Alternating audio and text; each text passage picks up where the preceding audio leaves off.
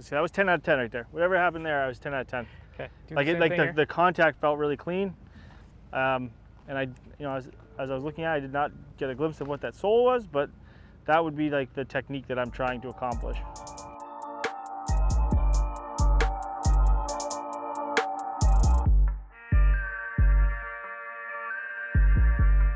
Feel is really important. That's the one thing about wedge play that I try and focus on, is how do we find the best feeling product to give you the best chance to swing freely and confidently and pull off shots you need to pull off. Cool. Cool? Yeah. All right. And you said LZ, what flex? It's a 6.0, just a standard 6.0 LZ. Okay. Perfect. I know we're a little bit flat here. So I'm going to have you start with a 46. Sure. And the reason why is I'm sure you're content with the iron set pitching wedge you have, but there are 3 benefits. Not always, but yeah. There are 3 benefits that I believe in when it comes to a Vokey pitching wedge, or a Vokey 46 or 48. You get classic timeless Bob Vokey shaping, so they're very pretty, but you get a very forgiving bottom. So it's basically allowing you to just kind of go and do your thing and hit on grooves 2 through 5 a little more often. But the best and most valuable part is the spin mill groove. This is going to reduce flyers. So on clean lies like this, you're going to get great strikes, great flight, good spin. When you're in a scenario where you have moisture, sand, any sort of debris that's going to get between the ball and the face, you are going to see some erratic flights and spins. Yeah. And this is going to reduce that. So over 60% of our guys on tour are using a Vokey pitching wedge for that reason. They're trying to get that ball to do something that they want it to do, right? Yeah. If your ball is basically flying off and it's going 15 yards further than you think, you're setting yourself up for some challenges. So we're going to try and tighten that up a little bit. Cool. So I'm going to have you warm up with this a little bit. Sure. Get the blood flowing. We're going to run a little test here to just kind of see what your numbers are. Sure. I want to make sure that your gapping is spot on. So we'll start with a little gapping work.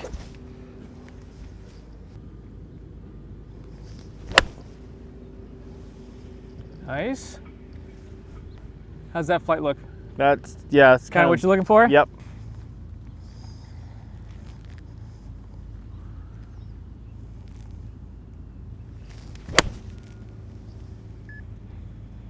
That's as good as I'll hit like a pitching wedge. It's beautiful. So I don't know what that was, but that was good.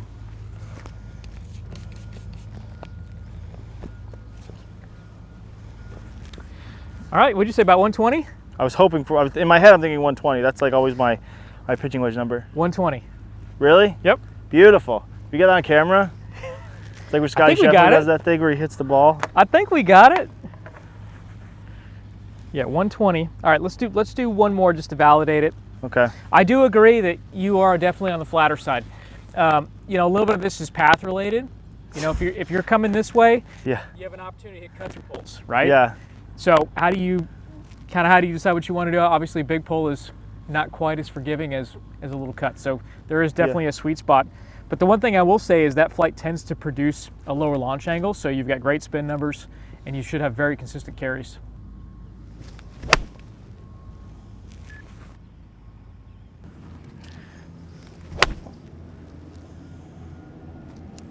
$122. Yeah. All right.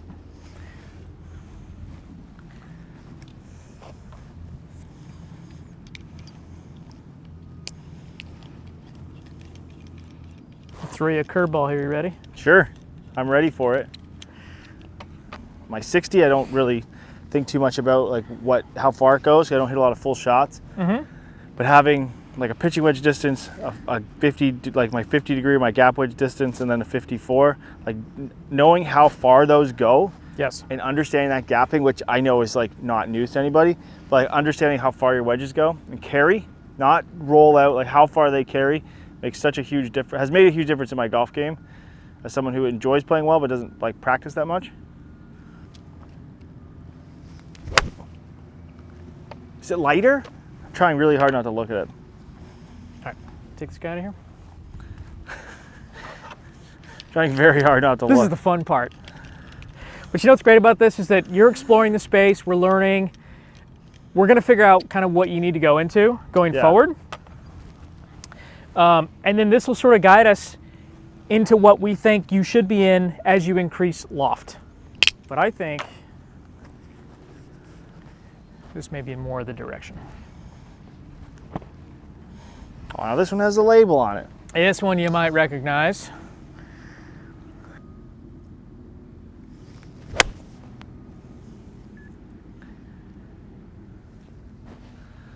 Little left. Thoughts on feel? Feels familiar. That like because this is generally what I play in my 50.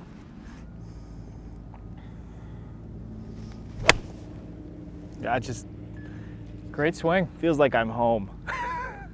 I think we figured out sort of the direction that makes sense for you. Okay. And this is something that we see in wedge fitting quite often is feel plays a big part in that, right? You can change shafts all you want. Some are going to be more rigid and spin managing. Some are going to be a little softer and spin increasing. What we do tend to see, and this has become very, very common for what we're doing on tour around the world, feel and weight are very important together. And the majority of players are going to more weight in their shafts and their wedge play because it adds more feel. That's why we've been using S200 forever. Yeah. It's that great balance of, I want it to feel nice, but I also want to feel a lot of what's happening as I'm taking the club down. If we get too light, you have to change the way the shaft feels, make it more rigid, make it more stiff. And that's going to pull away from the things that you value as you're bringing that club down to the ball. This S200, again, it's a little heavier, but you want that. And you want that feel, you want that soft sort of structure what the shaft is. Most popular shaft we use on tour is the S400. Just a little bit heavier version of this. Yeah. But again, weight and softness. Yeah, that's my go-to is they use the S400s generally. And I just, you know what the interesting thing that you talk about, and it's so much like a tempo thing, is I find that it's not even the feel going down, it's the feel on the way back. Yes. Like I don't want it to feel like it's moving too fast if it's lighter, even if like this maybe the swing weight's the same or like the total, like just the total weight, just the whole thing just feels like it wants to move back a little faster.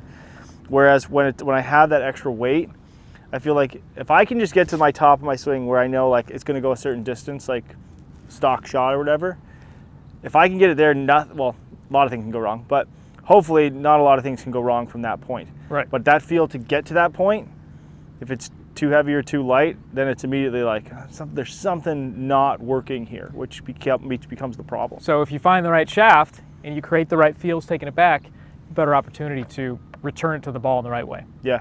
Okay. Cool. One more. Sure. And then we're going to switch lofts. Okay. We're looking at about 120 yards carry on this loft, which is good. This is sort of going to set the standard, right? We have a bookend idea of what we know this wedge is supposed to be with carry and what we think this wedge is going to be with carry, and we can sort of fill in from there. Okay.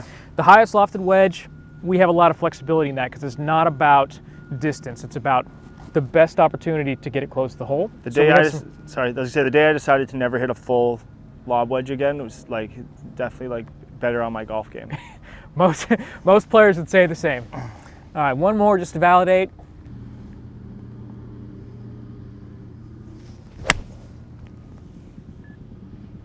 Let's switch it up. All right. Now, based on the 120 yardage carry on this guy, I'm hoping that our next wedge will get you somewhere in that 107 range. I was going to ask, what's your formula for that? Like when you're trying to determine gapping off the pitching wedge, like what are you looking to go down at, like per yardage, or is it club speed related? How does that work? I like to set the standard for everybody regardless of your ball speed, right? We're looking for about 13 yards in between each wedge. Okay. It's not so far away from each other that you have to start guessing and swinging softer and harder, and it's not too close where you have the same club. Yeah. So right around that 13 yardage range, if we can sort of hit that occasionally, that's really good. Cool. Plus or minus a yard, I think Yeah. pretty good numbers. And because your path is the way it is as your fitter, and I see this often, as your fitter, the way your club is coming through the ground is usually a sign that a little more bounce is probably beneficial for you. Okay. Right? If you were the other way, if you were coming this way, and you tend to be a block drop type of player, you would like less bounce. Okay. And it's not so much because of the diving as it's more about when the club interacts with the turf. And the players who tend to come this way will interact with the turf earlier than you will coming this way. Okay.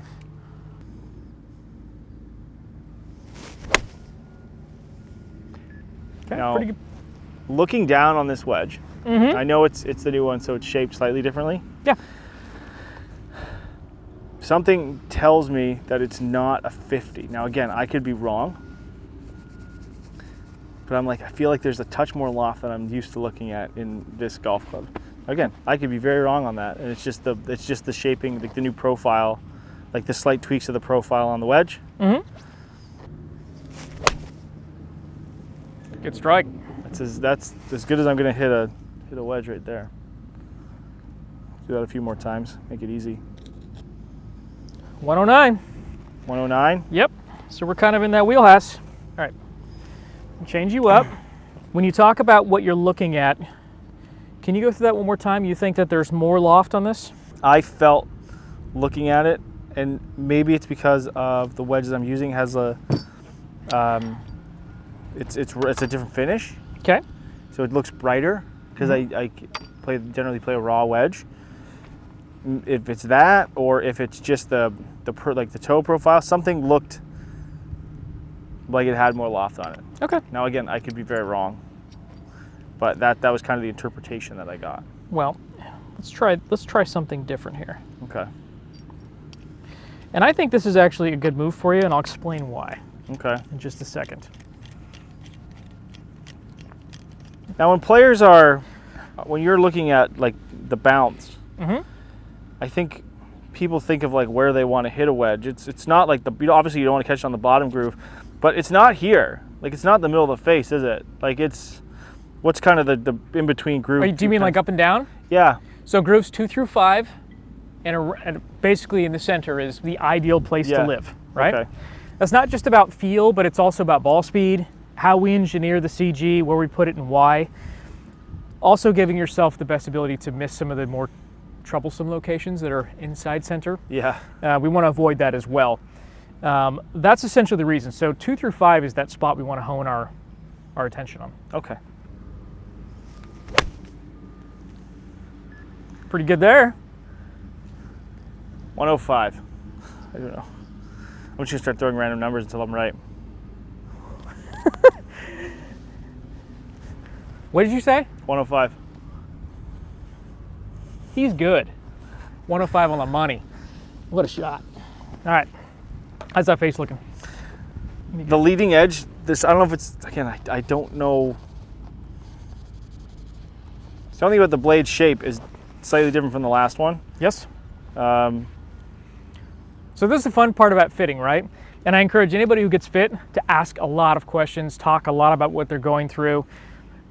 On that last club you said, I feel like there's a lot more loft on here. I don't know why. Yeah. It just feels that way. There are 2 reasons why I've snuck into this club. The number one is to reduce some of that face size that you're looking at, or at least that loft that you're seeing.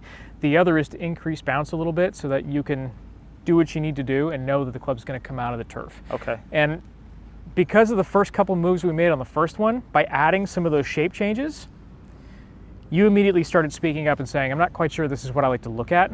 I think the modern day golfer is looking for this very straight, very modern looking club. This is more in that direction.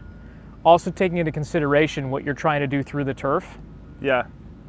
The first one we tested was a 50-12 at 49. Oh, interesting. Yeah. And so when you talk about, I see a lot of face, I see more loft. Yeah. It is a slightly bigger shape. So as we increase the loft, shapes are going to get a little bit bigger. That's intentional. But because that turned you off, and I know what you saw with a little bit of offset as well. Yeah. That's the thing about when you bend a club, you can either add or decrease the offset. That didn't work with you. So now we're in a 48 bent to 49. So we're going to test this first one. Okay. And I want you to kind of go through that exercise, right? There's going to be some full shots, so let's hit a couple of those. Okay. Let's talk about the feels there. Let's hit some of the shorter ones as well. Talk about those feels.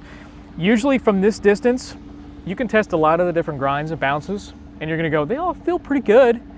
Yeah. We're going to see the biggest returns over here, right? You'll know right away, I don't like this one. I love this one. Yeah. Why, right? So it really narrows it down as we move from this location to there, but we'd love to have a few options going there. So we're going to start here. If you can, a couple full ones. We're looking around kind of that 95 marker. Is that the idea? Yeah, I'd say a little bit less. Okay. You know, 95 or less. I'm not thinking like trying to hit a distance. I just want to like Nope. make the swing. I just want you to hit. Yep. And let me do my part. but like a little long. Trajectory is not an issue for you. Like hitting it high or low? Low. Okay. Yeah, no, I will generally not play a floaty wedge shot with anything that's like partial or like half. Mm-hmm. New grooves really help though.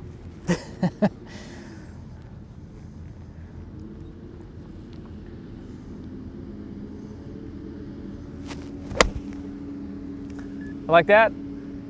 Yeah.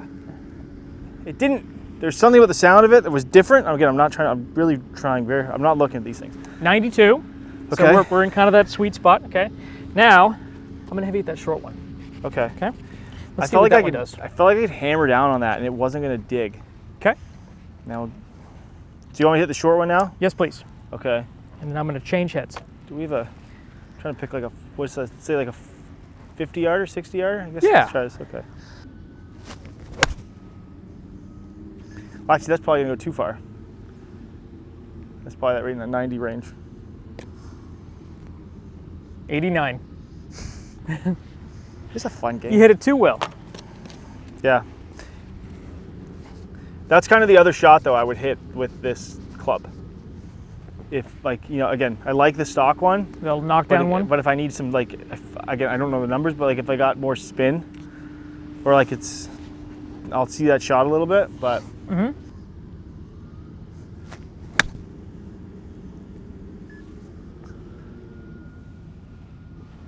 Okay. Change it up. Sure. Now anything that's like out further away, it's this way, but then the short game is almost always this way unless it's a bunker shot. Yeah.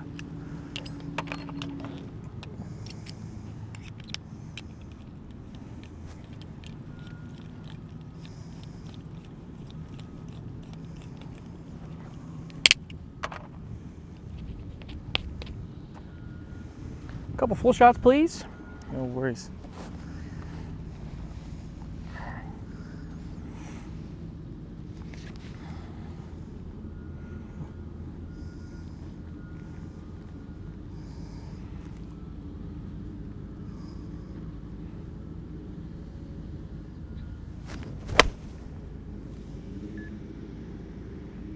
Thoughts on that one? That was good. How'd it feel? It felt good.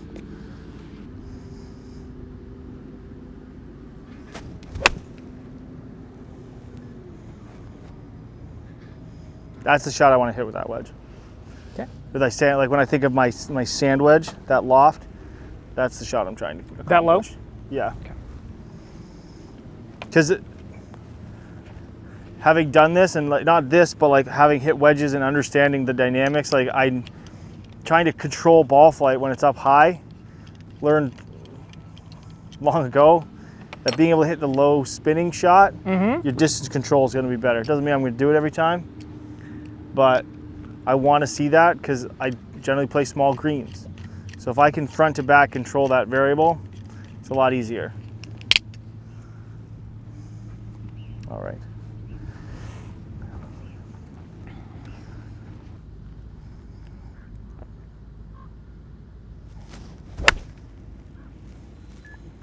Yeah, that felt more my speed for that shot. 91 yards, 23 launch. So the launch goes up, carry gets a little lower. Yep. Plenty of spin. All right. Cool. Now, this is definitely your loft, and I'm feeling like this is the right bounce for you. There's a couple reasons why I think this is a good fit. So much of this is path related, right? So if you understand how path influences selection, because your path is just ever so slightly this way, you have a tendency to be a little steeper and create a bigger divot, right? You've left plenty of evidence you've been here. Yeah. The other guys who are this way tend to be shallower.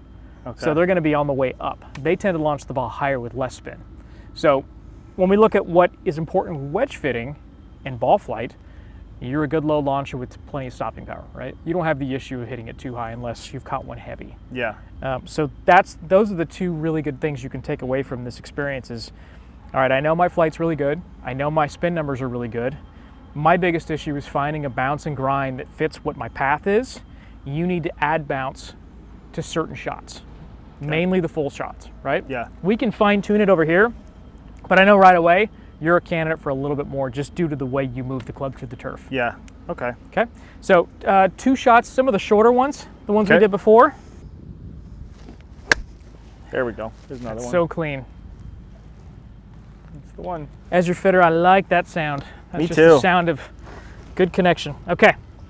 So we got 3 out of 4 done on this side. All right. Now the lob wedge. Let's talk about it. What's the highest loft you currently play? 60. 60. Why do you play 60? Why not 58? Why not 57? Just kind of like the gap separation. I like having the higher loft around because it's not a club that I will use for almost. I'll hit the shot that I just hit there. I'll hit it with a 60 and feel in my head like I'm trying to create more spin in that low launch where I really want to try and stop it. Yep. And so and then for me, because of the separation of like 50, 54, 60 is the way that I play those wedges. Then in my head, that's just like, that's the way I'm gonna use them basically. So I'm going to tell you why I love that approach. You're not basing this wedge on distance. You're basing it on function. How do I get it closer to the hole? You're going to do the majority of your work over here. I'm still going to have you hit it because I want you to understand how it feels through here if you're ever put in that position, because we all are. You're going to get to a weird number one time and you're going to go, I can't hit my sand wedge, it's too long. I got to hit the lob wedge. So I want to run you through some of that testing just real quickly so you can feel the different soles. We're going to learn the most over here. But I love the fact that you said, I could be a 58 based on the paper, but I think I'm a 60 guy because I think I get more value here on the short game area. Yeah. Which I think is the right way to approach it. All right, and low bounce guy, high bounce guy, what are you into? Generally play a like mid to lower bounce, but with some relief around it. Because again, it is more of a short game club. Where I like to open it up and really have that leading edge sit lower without being so, but I won't use like super low bounce because I want to be able to get it through the turf if I do open it up kind of thing. So that's beautiful. That's exactly what I want. Getting a little far, but still not bad. I'm mega curious now because I knew like I'm not inexperienced at this part, but like I know that whatever that was probably very either narrow sole or like very little bounce. He's good. He knows exactly what you're feeling, which is great. First one I tested you in, M grind. Okay. Middle of the road. You said I'm kind of a mid to low bounce, 60-degree wedge player. This is that middle of the road. I need some bounce. I also don't want some bounce. I want a little bit of everything sort of style of grind, right? So we start you off with kind of the middle of the pack. And then I start thinking about your path. I start thinking about your tendencies. I start looking at your divots. I start thinking about your feelings on just kind of how you approach your shots, all those little different things. And I test you in something more because I know right away that a little more bounce is going to be a more forgiving option for you and free you up to remove some of the stress you're feeling as you're getting through. So we go into the D grind. Okay. Right? And then I take you to the T. Yeah. And the reason why is I want you to feel this. I want you to experience it. I think we get lost in this. This is the kind of grind bounce guy I am without being fit. Based on everything we've done today, everything is leading me in this direction. It's pulling me away from what you think you're supposed to have and why. Yeah. Now, we saw only a few shots here. We're going to validate what we're feeling and seeing over on the green side stuff. Yeah. That's where it really matters the most, right? Because I know you're not going to use this club here from distances. It's about getting it done on this side of the golf course. So we're going to hit all 3 of these and see what they do. Cool. As well as a few sand wedges.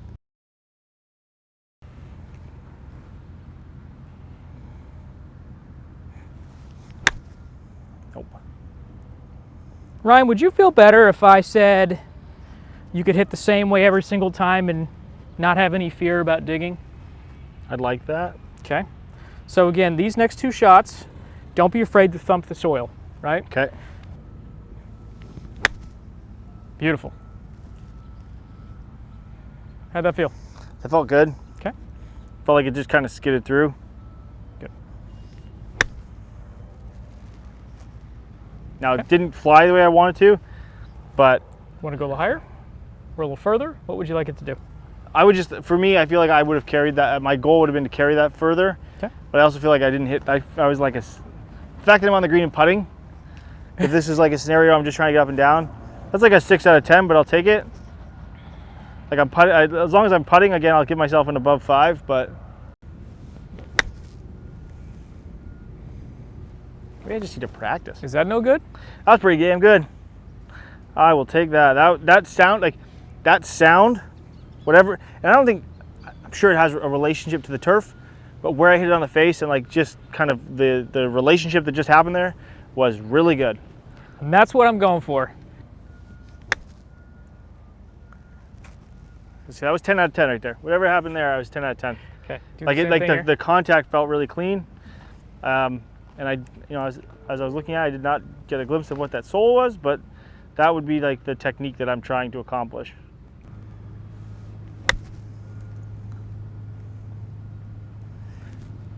Okay. That sounded crispier. Maybe just because it was one shot.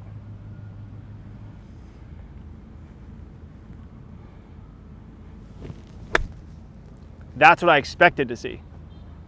I didn't put any in the bunker. Pretty scary. No bunker shots. None of those on camera. We're going to That's go great. there next. But between the two models, again, we're seeing a positive performance out of this D, right? There we go. Well, that didn't suck. That didn't suck.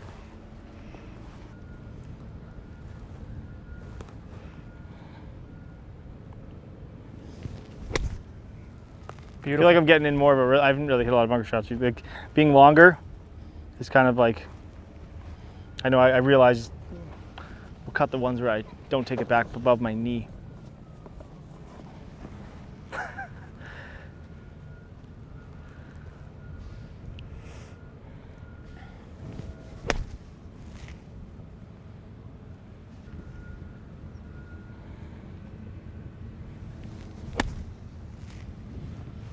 Okay.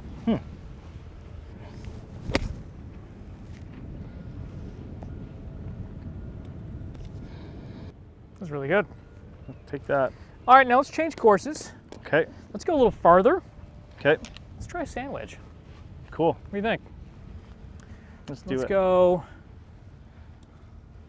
Let's throw a few in here. Sure. No looking. No looking. Oh gosh, sorry. You're never getting that one back.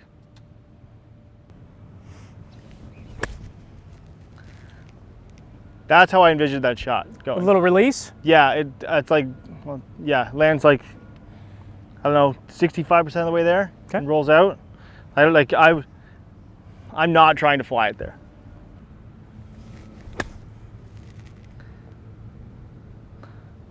Again, putting myself in a position where like I kind of put it down in the sand a little more. That is a very acceptable result. So that's kind of the results you're looking for? Yes. Okay, perfect. There's a huge value in running through a test like this with a trusted fitter to better understand why. It's easy to just be like, I'm just buying this because it's here on the shelf. Yeah. But why does it work for you, right? I learned today so much about your long and short wedge play, right? I know your path is a little over the top. I know your ball flight is low. I know your spin is high. I know your carry numbers tend to be very consistent. Those are all really important factors in really good wedge play, right? If you were the other way, I'd be working really hard to try and find ways to bring ball flight down, to increase spin and get more carry. But you kind of have a nice foundation going, right? Yeah. The issue comes down to, do I have the right lofts and grinds and bounces that best fit some of the error issues, places that I struggle with? You tend to have a pretty good sized divot. So strikes can move up and down the face. You're typically going to be low on the face most of the time just because of how you trap the ball on the way down. But there are some shots from time to time where you might catch one kind of high. Yeah. So your launch will vary anywhere between 26 and 36 degrees of loft. So we got to find bounces that best fit that. You need more forward bounce. Forward bounce meaning you need more in the front on those styles of shots from 46 up to 54, right? So you've got 46-10 at 45, Okay. 48-10 at 49. So you're increasing bounce slightly there and reducing offset. So now that visual package is making a lot of sense. Once you get up to the sand wedge, we know there's a little bit of short game work to be done. There's a little bit of fairway work there. You're kind of intermingling those, but there's not a lot of open face stuff that you're trying to accomplish. So we don't have to focus a whole lot on what's going on back here. We need to be more focused on what's going on up front. Because from there to here, the face is relatively square. If it opens, it's ever so slightly. So if we increase forward bounce, you're just giving yourself that extra bit of forgiveness that you need to feel like you can just swing and do what you need to do and get the ball out, right? Same thing applies to the lob wedge. And it's not common that we see players fit into the same grind in both, but I think you're really a better D grind player in the 60 than you'd be an M grind player, right? Okay. A little bit of it has to do with what we saw from a distance. A little bit of it has to do with bunker play. Okay. And definitely a lot of it has to do with just the style of shots you want to play most of the time. I don't see you as the type of player who's trying to create a lot of height. It's just kind of, there's my target, this is my window, and you have that lower launch window in your head. The D grind gives you a better opportunity to get to that place just because it has forward bounce to protect you when you're just a little bit off of the conditions soften. That shot is an emergency shot for me. Yeah. The other thing is the type of turf you're playing on. You're playing on a type of grass and soil that tends to make the ball sit up a little higher. So adding a little bit of bounce is going to help keep you on grooves 2 through 5. That's where you want to be. In the Northeast, yeah. It's just. If we had put you in the T grind, which is what we tested too, you'd be in 6, 7, 8. Who knows? We'd be much, much higher up the face. Be coming up well short. You definitely see increases in spin and stopping power. Sore wrist. And the bottom would be somewhat lost. So we need to add some forgiveness while maintaining a little bit of versatility, but just based on the style of shots you play, adding forward bounce is a huge benefit. So 54 12D at 53 and your 60D. And again, we're not focused on distance with the 60. It's really about getting you around the greens in the most efficient way possible. It's not about hitting it 90 yards. So we've actually geared that towards just being a better club around the greens than the rest of the set. Very cool. I gotta rake this bunker.